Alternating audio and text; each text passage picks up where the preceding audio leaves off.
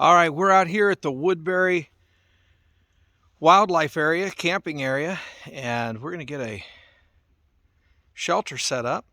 And we're going to show you today, we're going to set up the OneTigris Tegimen, show you a couple of things that we did during the setup, that we learned during the first setup, and that we think is going to make this ideal, this second setup. So let's take a look at where we're at.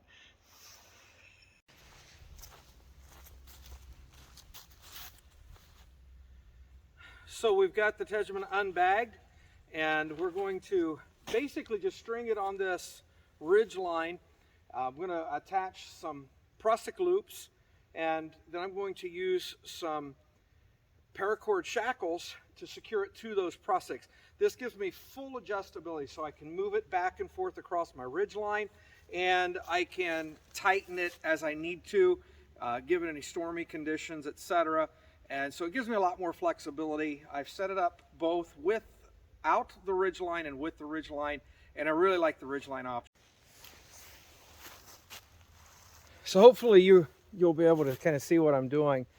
I'm going to basically just a basic prusik. So we take our loop, we wrap it about 4 times, and there are a dozen different videos or more on the internet that easily show you how to do this. So if you're not familiar with the prusik knot, I encourage you to look that up and then dress up your knot so that basically we slide all that together, and that prusik is going to slide back and forth on the ridge line, but it's going to grip when tension's put on it, and that's what's going to secure this tarp.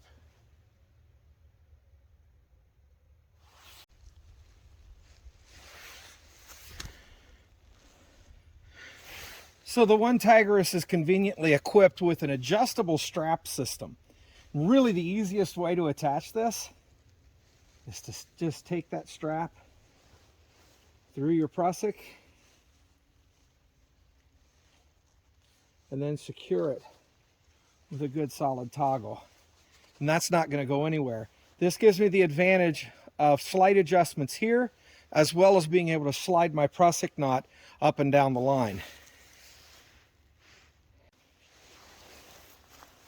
Another way to attach this is to use what I often call a bushcraft shackle or zip tie. I just make a number of these when I go out, put that through my strap, and then through the prusik. And you'll actually take your unknotted end through the loop and then over the knot, and that secures that. Again, there's videos online showing you exactly how to utilize these, but that shackle is a great way to secure any of your gear at any time, anywhere. So we're securing this to the line, and then we're ready to stretch it tight and stake it out. So the Tegimen's been stretched out there on the ridge line. I'm going to come in here next, and we have these additional loops across the tent structure ridge line, the structural ridge line, and we're just going to secure this again with these toggles. I really like using them. I don't have to go looking for sticks, and it's just a great way just to be prepared when you're out here. These don't weigh anything, and I just have a handful of them in my pack. So in this step, all we're doing is staking out the 4 corners, and I come out at a bit of an angle from the corner, and I step out 3 strong paces from my ridge line on each side, and I stake out all 4 corners. Now, I did something interesting with the tie-outs that came with this and the guy lines, and I mentioned otherwise in the video that I wasn't impressed with the diameter of the guy lines, but they were outrageously too long in most cases, and they were inconsistent in size. So what I did was I took the guy line and I folded it in 2, and I secured it to the bungee cord, and one side of it I'm using for my tie out. The other side I'll show you next. We use this to secure our poles that we're going to insert in here to raise this to its full height. So we'll show you how we do that next. So what I found seemed to work best was just running the loops through my pole at both the top and the bottom. And then this other side of the guy line is going to actually come up the pole and through this lashed loop that I've put on the top. And I'll actually show it another time how I do that for my poles. But these are my adjustable telescoping poles. And so that'll then tie just like the guy line did at the other end, so I can adjust the tension and adjust the height of the side wall. And so that seemed to work best for us. So one of the last stakeout points is this bottom loop. So once I have my poles where I want them, I'll come back and I put the stake in almost completely vertically, and I want to get that stake seated pretty well.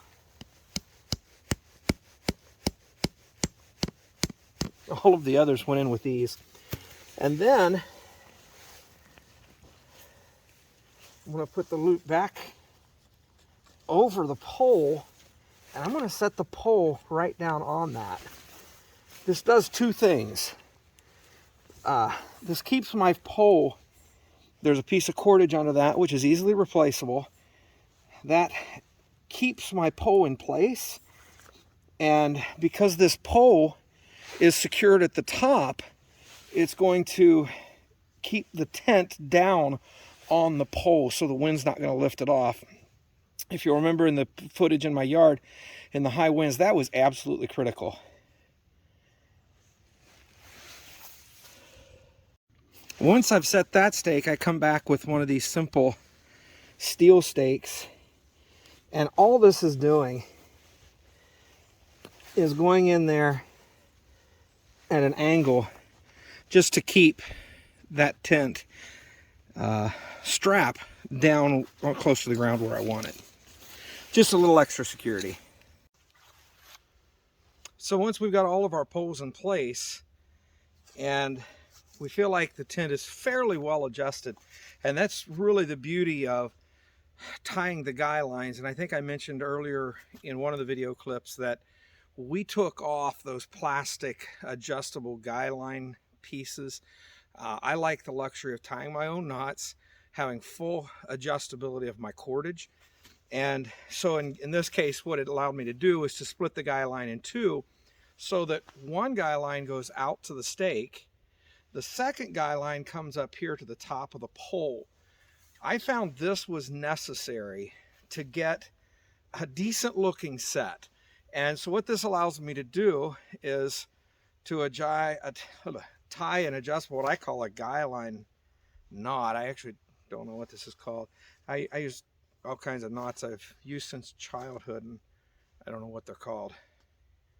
But basically, this is a quick release knot that allows me to, once I find it, to adjust the tension on this line. And so I can actually move this line up or down, and that allows me to raise this line on the tent. And so I want enough flexibility at the bottom that I can put degree on that snow skirt if I desire to. It also allows me to seal the tent a little tighter. Obviously we don't have a lot of wind tonight, but you saw set up at my house with all of that wind, being able to torque it down was really important. So all these adjustable points give me that flexibility, and I felt that was absolutely necessary in the setup. So everything is attached with quick connect knots and shackles that allow me to take it down, move it, relocate it if I need to, if the weather changes. I can do an awful lot with this setup, and just minor adjustments along the way that make it work better for me. So I'm losing a lot of daylight. I want to get my stove in, and then we'll continue some of the setup tips with you probably tomorrow while I have some daylight. So when you get your OneTigris tent, these top zippers are designed so that your hammock can pass through, and the zippers will then, they're tied together so that the strap can move the zipper up and down. I untie those for a couple of reasons. Having it tied on both sides creates a good deal of stress on the zipper if your hammock and your tent are not well aligned. So I just untie them, and then I shackle those together on the inside or the outside. Even if you're not using the hammock, by shackling them together, you now have the advantage of using this top to open the top, which is what I usually do. I usually leave the bottom zipped. So the shackle is a great way to put those together, and then you can quickly separate them. And so it gives you a little more versatility. Let me show you on the inside how I rig this with shackles as well to minimize the stress on either zipper. So on the inside right now, if I'm retiring for the night and I'm about to get into my hammock, those two zipper pulls with shock cord are going to be shackled together, and then I shackle those to the strap.